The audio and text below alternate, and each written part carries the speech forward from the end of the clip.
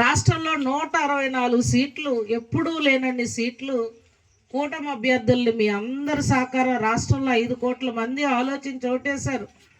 ఎందుచేత? గత పాలకుల వల్ల రాష్ట్రం అప్పుల్లోకి ఒక పక్క వెళ్ళిపోయాం.